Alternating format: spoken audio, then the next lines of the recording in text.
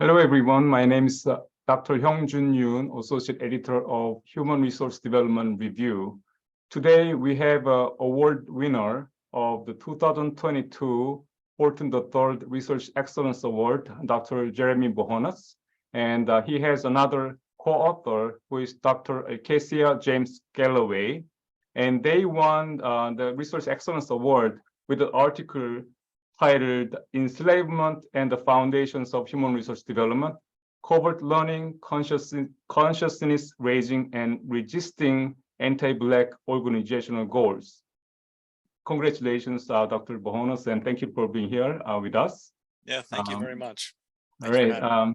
I have a few questions for you. So maybe first of all, what does this award mean to you? I didn't give you this question, but how do you feel about it? And yeah, what's the meaning of this award to you?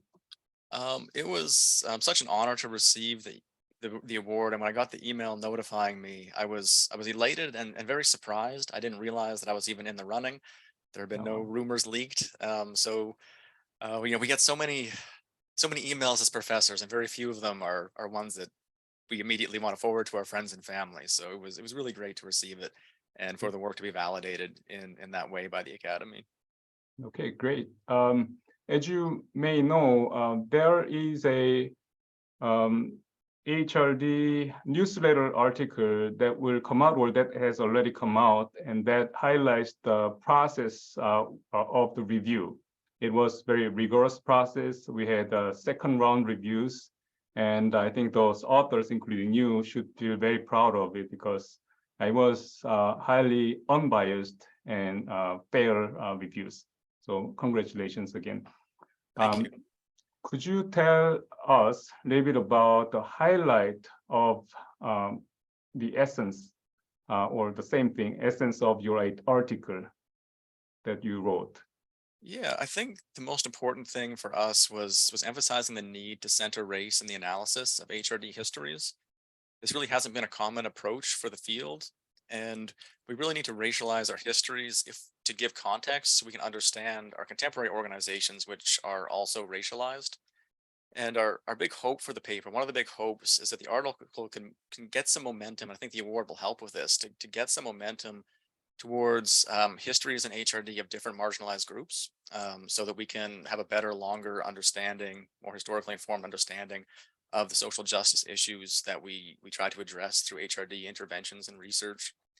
And one of the big findings too is just to remember that diversity programs have a really long history, and not all of this is positive.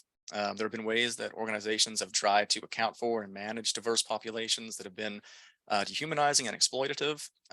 There's also obviously been efforts that have been really empowering and great. And so we do need to take a step back from time to time and critically think about the diversity work that's been done in the past and in the present, and make sure that what we're doing in the present in our programs and our policies is going to put us on the right side of history. I think studying the long view of history can help us to make more informed judgments on that and support the right types of initiatives. Okay. Great, thank you. Out of curiosity, have you done any other historical research? Yes, my bachelor's and master's degrees were both in history, and so I had a background. I did a master's thesis on leadership in 19th century American religious organizations. And then ArCasia, my co-author, her PhD is educational history, and she has published a lot on history of Black education in particular, and school desegregation in Texas, even more particular. And she has a book under contract that I believe is coming out next year. And so she is very deep into historical research. And then I have 2 book chapters coming out with Juanita Johnson Bailey. The first one will be with her in the 2024 handbook on human resource development, and that will be just a different view looking at race and history of HRD. And then I and one of my students, Lauren Gherkin, will have a history chapter in the forthcoming handbook on anti-racism in HRD. Oh, wow. It's going to look more at the intersection of disability and race in HRD history. And also have an article coming out that just got accepted pending revisions in Adult Education Quarterly, looking at Black histories of adult education that also ArCasia James-Gallaway is on that with me and a couple of other friends of ours who collaborated. And so there's quite a bit coming out from this direction, and hopefully more in the future. Oh, wonderful.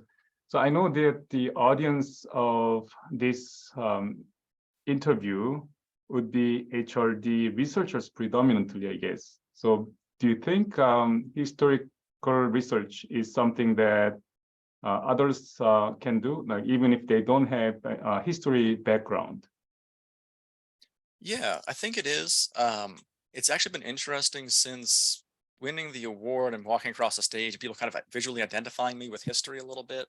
I've Mm. actually found out that there are many members of our academies who have done one or more degrees in history before coming to HRD. And so we definitely have folks who have academic backgrounds in histories, and some of them are feeling encouraged after seeing this award. Mhm. Yeah, oh, maybe I should take up a history article. And so Oh, wow, okay. hopefully That's we'll cool. see some momentum from that. But also folks who don't necessarily have a formal training in history, they can certainly. I've gone on record many times saying we should all be reading history. I read a history book a month, whether it's about my research or not. Mhm. Um, and I think other folks can get into it if they take the time to catch up on some historical literature, Mhm. and then take some time to build some relationships with working historians. For me, I felt a lot more confident getting into the historical writing, knowing I had an expert who would work with me, and so Mhm. having her as a collaborator was really empowering. And so just networking across outside of our discipline. If we're trying to Mhm. get our toes into anthropology, we should spend some time with anthropologists. Want to get our toes into history, spend time with historians. And Mhm. like for example, Arcasia and I, we did a co-presentation. She invited me to join her at the Organization for Educational Historians, and so it Mhm. was my first history conference since I was a student many years ago, a decade ago. Mhm. And so it was great to go there and share some findings about workforce education and adult education, and get feedback from historians from their point of view, because their feedback is often, a lot different from what I get from someone who's thinking about it from an HRD lens or an adult ed lens. Mhm. And so just being embracing that transdisciplinary, interdisciplinary kind of approach in our relationship building, I think is also important, as well as reading and studying up on historical methods. Right. Yeah. Okay. So considering that the history of HRD is short, I'm thinking if we dig into the history of different countries in different literature, we might be able to find something very significant that can provide some really good implications to current HRD. So I'm just, yeah. Yeah, Yeah. I agree, and I'll highlight a few people who have done that. Alahaja and Dooley, I want to say it was Mm. 2006, it might have been 2004, I can't remember the date, but they did a nice article that looked at four different starting points. I want to say one was ancient Egypt, Ah. one was I think one was China. I forget, where there's four different ancient starting points, Mhm. and they tracked human development and human learning and HRD across a couple thousand years of history. Mhm. And so that was a really powerful approach. It was the first time I'd seen someone in the HRD community really trying to center a non-US, non-European perspective. Right. So they had four perspectives all outside of the US and Europe. And also, Dr. Wong, I believe, just published last year. There was an article on HRD, history of HRD in China, Mm. that came out within the last year, maybe 2 years. And so Mm. there are folks who have been doing that and taking the longer view. Mhm. Um, and Matt Gosney and Claretha Hughes had a book that started in ancient Egypt and then followed kind of HRD history through Europe and to the US. And so there are folks who have been taking a longer view of HRD history, but it's a pretty short list. Peter Kuczynski had one too, where he looked at industrial era, Mhm. comparing Germany, U.S., and Korea. Mm. And so there have been some international historical studies, and we also see sometimes national level kind of historical overviews in some dissertations or in some articles that have been published, about particular countries, that have some Mhm. really useful information. But sometimes I read those and wish they would expand those into a full article for us, so we can have kind of a richer understanding. So I think there's a lot of fertile ground for folks around the world to really tell their nation's histories related Mhm. to adult learning and HRD. And so I really hope that somebody listening hears that and decides they're going to represent their nation or their region in writing some Right. history. Yeah, great.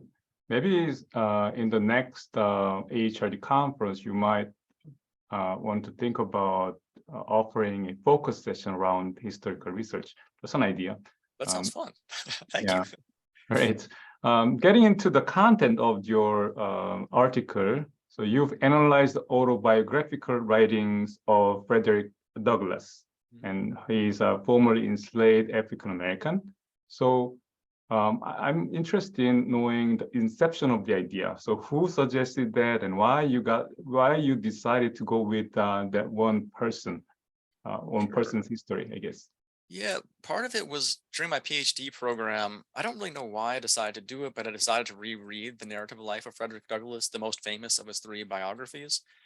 And while I was reading it, I'd read it a couple times before, earlier in my life, and I was reading it. I was seeing all these connections to workforce and to HRD Mm. because I was taking all my HRD coursework. So the connections were just jumping out at me. Right. And ended up having some conversations with my friend ArCasia. We had critical race theory classes together, and I knew Mm. she was an historian, so I started picking her brain, and we started talking.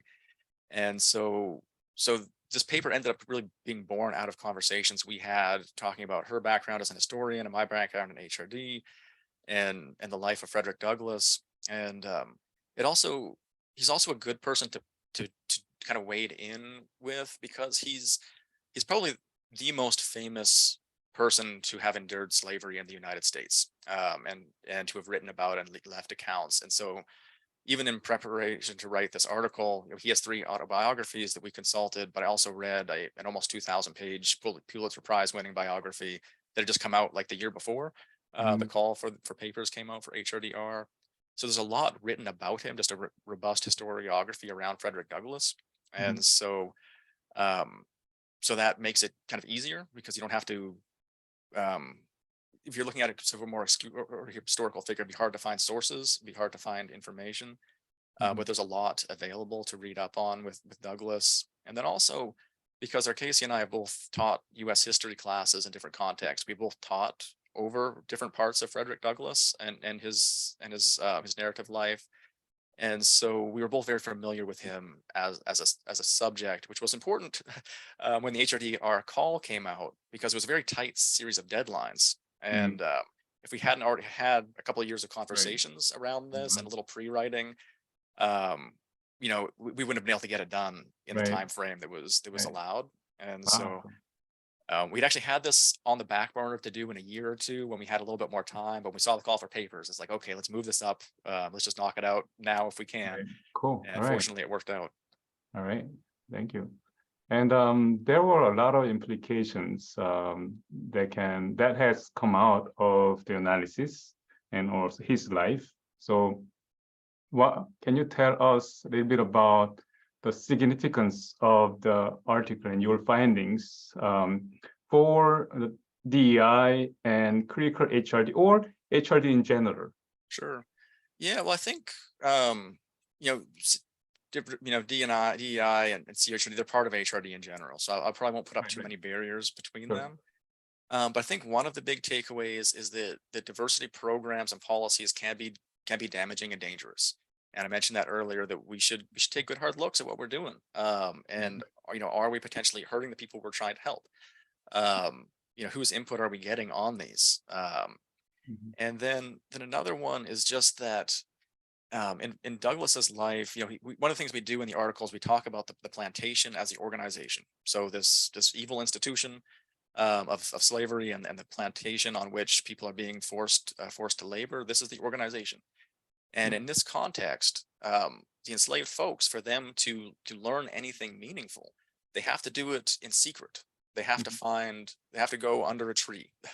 They have to go find a cave to huddle in to study, whether to learn literacy skills or to learn how to escape to freedom or to resist some of the more brutal practices of their enslavers. All of that learning is happening outside of the organizational purview, and Mhm. it's being done in a way that's really designed to resist the organization. Mhm. I think there are parallels when people are in really toxic organizations, organizations that are potentially super racially hostile. folks might need to take some time to organize and to self-teach and to reinforce one another outside of the official organizational spaces. That Right. might look like something like an employee resource group, but it also might be something that isn't technically, isn't that's just stays outside of off the radar of management. Right. And that might be a space where you incubate thoughts on how you can strategically and tactically try to make changes that will be resisted by key organizational stakeholders. And and so that's part of the thing that we might have to realize, that in some contexts the interests of the organization might not align with the interests of particular marginalized populations. Right. And when that's the case, we have to think about organizing and tactics and strategies try to combat and resist as best we can. Right. So on that note, what I was thinking was maybe the slavery system seems to be similar to so-called closed host institutional system, according to Dr. Greg Wang's taxonomy. So where people are suppressed and the information isn't free-flowing, things like that. So one of the examples would be North Korea or China, where people are oppressed, like those ones who were under slavery. So I was thinking the messages or findings could be transferable to many oppressed or marginalized populations. So Yeah, I think so too. And I think that's an important point, that when if someone's laboring under an oppressive system, whether it's an oppressive national system right, or an oppressive, organizational system, corporate system, um, we have choices, we have agency, right? We right, can choose to go along and get along, or we right, can choose to find ways to resist. And sometimes resistance in enslavement looked like breaking tools or working slower. There were different, and other times it looked like running away or physically confronting enslavers. Right? There's a whole range of tactics and strategies that were available to different folks, and that agency is so important, right, regardless of what the oppressive system is, to recognize that we have that agency, and we right. have that, even though it's not always clear what we can do. A lot of times it's Mm, dangerous to do. mm, We do need to think about ways that we can try to right. resist and push for our freedoms.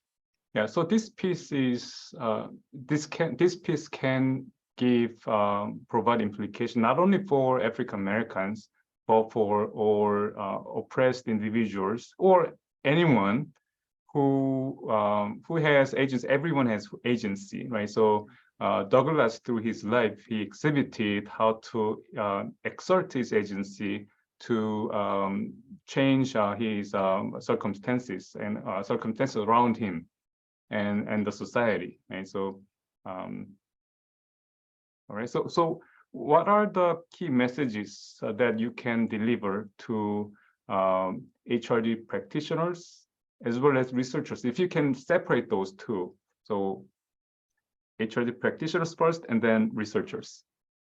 Um, to practitioners, especially if they're new, if they're practitioners who are getting to this interview, they're probably in a graduate program somewhere, I'm guessing. But if not, um, I know early in my career, when I was doing career development practice for what were called at-risk populations, Mhm. by the organizations I worked for, um, there was things that I was asked to do that seemed like they made sense, and there were things that didn't quite sit with me, like ethically. I was like, is this the right thing? And I Mm, questioned myself, because I was young. I didn't, maybe my supervisor really do know better. Maybe this is the right method for this population. Where in hindsight, the longer I stayed, even I was like, you know what, this isn't right.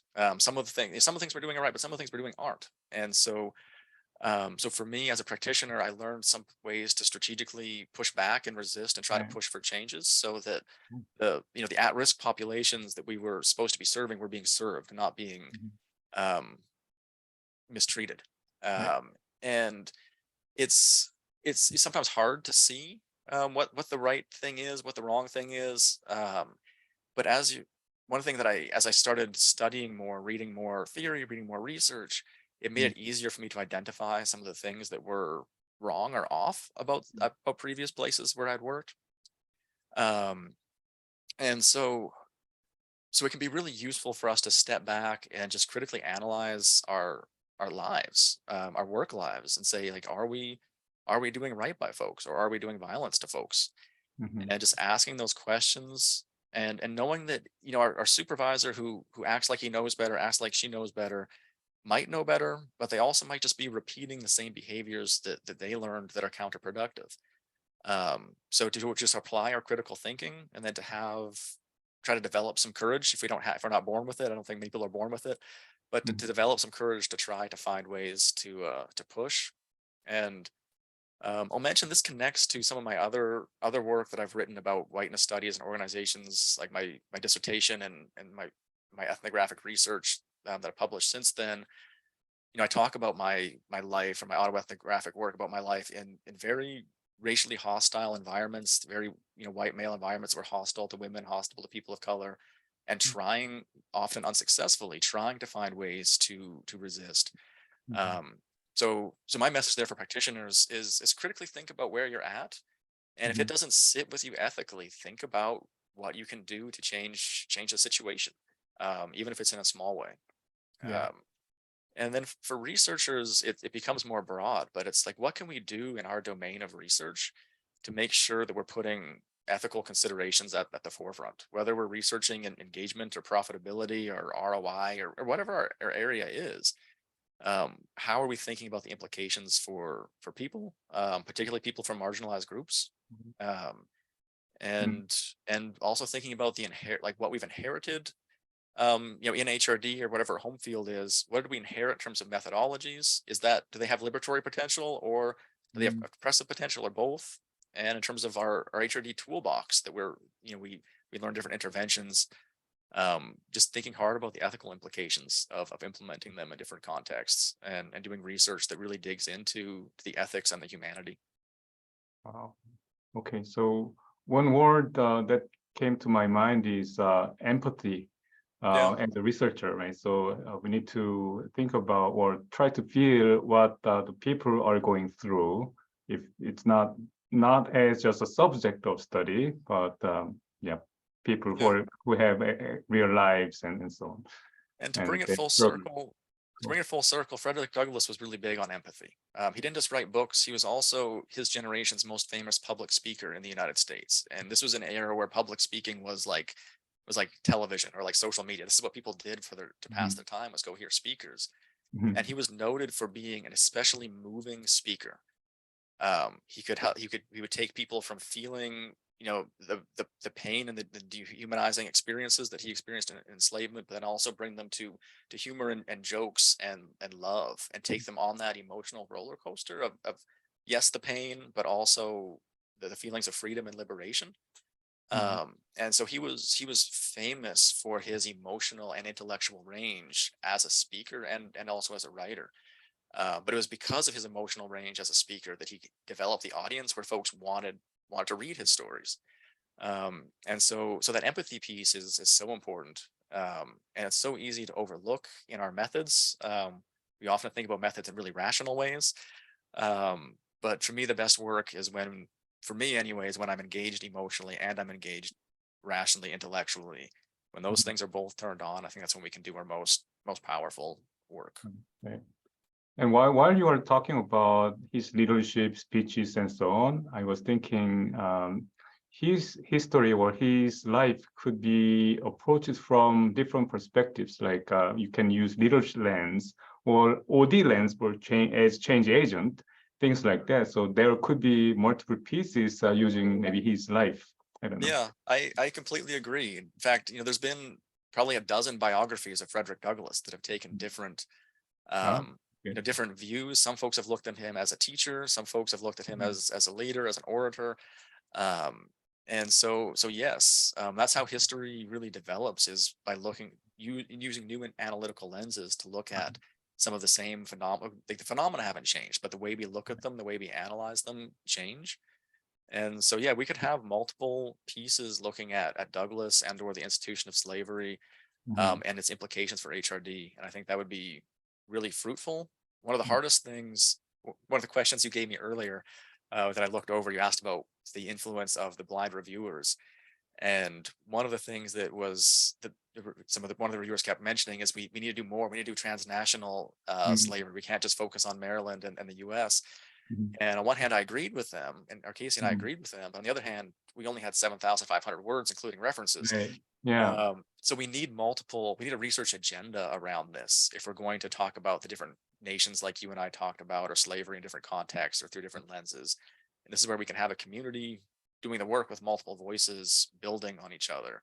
And that's the hope that I have for this, is that we'll have that Great. rich um, discussion, which will include some disagreements, and that's okay. But some rich discussion about how we should be interpreting past historical events for the HRD community. Right. Yeah.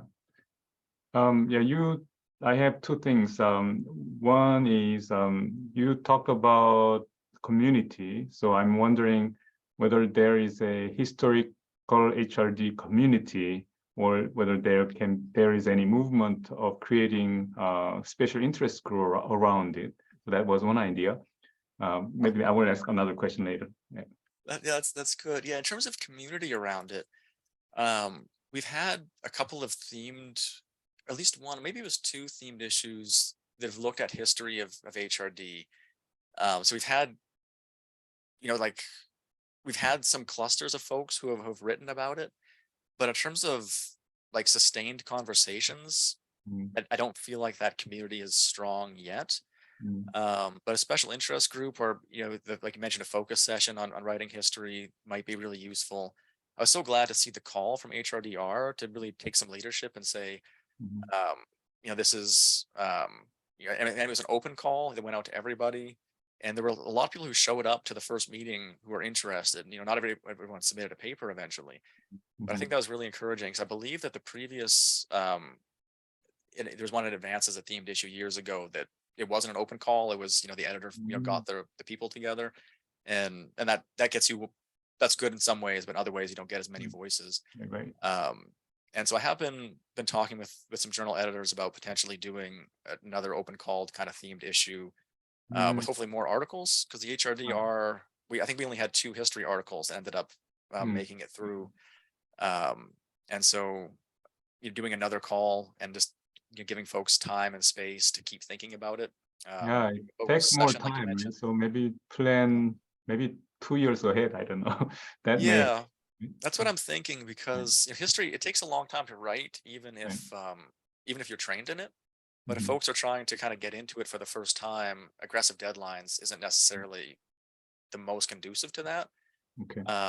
So yeah, we're thinking about having something that we having like a more extended, more time, to work on them, um, and so to try to just develop community that way. And I really like your idea of doing a focus session on writing history. Mhm. Might have to put that on the agenda to submit for fall. Yeah, cool. Nice. And you mentioned two challenges. One was time challenge and space challenge in terms of finishing up the manuscript. So have you had any other challenges during the revision process? Um, no, I think that was it. We had a situation where I think we had one reviewer who really liked the paper from the beginning, and one who had a lot of questions from the beginning, and they both provided really useful feedback throughout the process. I'm a strong believer that folks who like your work and folks who don't like your work can give you really valuable input. Right. So the hardest part, you know, it- it's always difficult to try to address everything in the allotted time and space, but the timelines were pretty aggressive. Mm, And so I think one of the R&R turnarounds, it was 3 weeks, which was pretty mhm, fast. I've rarely been asked to move that fast on R&R, and it was quite a bit they wanted done. right. And so yeah, so we were glad that we had some momentum, like I Mhm. said previously, behind the project. So we had just started from scratch when the call came out. I don't think I would have got it finished in time and through review in Yeah. time, or we wouldn't have. Yeah. My next question was going to be your suggestions to HRD scholars who are thinking of publishing historic article. And you kind of alluded to the fact that they need to maybe plan ahead and take time and so on. But what other suggestions do you have? Yeah, a big thing is going to be starting to read some history if it's not Mm, something they're in the okay. habit of doing. One thing that historians in HRD, we write articles and sometimes we write books, but articles are kind of the big thing that we do. That's how we get promotion and tenure. In Mhm. history, articles are secondary. In history, if you don't write a Um, book, you don't get tenure. It's almost opposite to us. mhm. Here, they tell me not to do my book until I get tenure. Right. Um, and so in history, if you want to really follow the top scholarship, you have to commit to books. And sometimes they're 300 pages and sometimes they're 600 pages. Wow. Um, and like that Douglas biography that I read in preparation for this, it was just under 2,000 pages. So you're talking about committing to just chewing through a lot of pages to get caught up Mhm. on what's already written, or what we call historiography. Mhm. Um, and then it's questions about, do you want to do primary source work where you're going to be going into the archives Mhm. to pull out sources, or are you going to be doing oral histories where you're interviewing elders about their experiences, which is a lot Mhm. of what ArCasia does around school desegregation in Texas.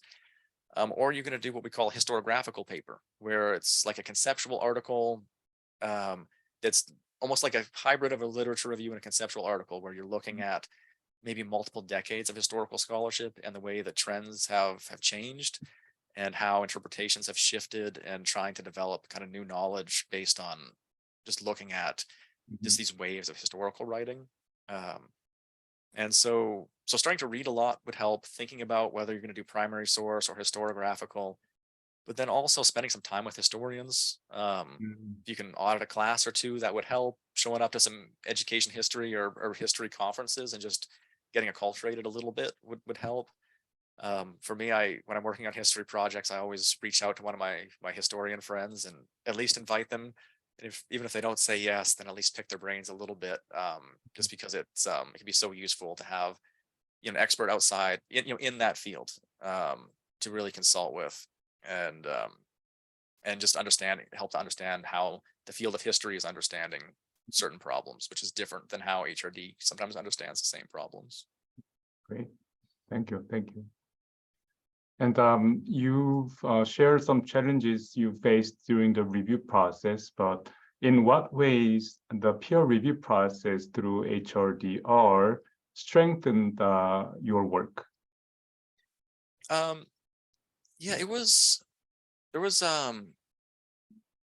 it forced us to make decisions on what we're going to focus and how we're going to streamline, and it really forced us to come up with something that was going to be tight and cohesive and punchy, because it was with a tight word count and whatnot. um and just being asked to the way the reviewer too really pushed us to consider transnational perspectives. It didn't change that paper as much as it changed or really planted a seed for the agenda long term. And there's a lot that I'd like to see done in HRD that I'm going to try to contribute to around history, but getting ideas for future projects. And then just it's hard to pick out specific examples, but just the push and pull of going through the process just always Mhm. forces you to really think critically about your work, and to have deep discussions with your co-authors about your work. Okay, And so it just pushed us to be more thoughtful and more deliberate and more focused. wonderful. Yeah, thank you. Thank you so much. Yeah, as we wrap up our interview for today, do you have any thing to share, or any words to our HRD or HRDR community?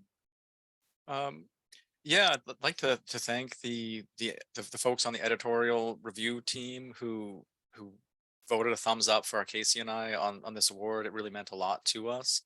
I'd also like to thank the team for just putting out the call for a themed issue on history of HRD. It was overdue, and hopefully it really gets us some momentum going. Then to the larger HRD community, please consider working on some history work, and contributing to this effort. If you're interested in it, please feel free. You can look me up at the HRD website, send me an email. I'd love to hear from you and talk about some future plans and possible inclusion in a themed issue coming up. And and then to the HRD community, to everybody, let's continue to be thinking about and working for racial justice, and for inclusion and full treatment, full humane treatment to everyone. It's important work, and if we keep that center in what we're doing, we're going to be doing what we need to be doing, in my view. Yeah. And so, and thank you for the interview. This is my first time ever being interviewed about an article, so I hope I did okay. So thank you for having me. It's been went fun. very well, I think. Yeah, Sorry thank for you the technical so much. difficulties. Yeah. Thank you everyone for watching. Bye-bye. Bye. Thank you.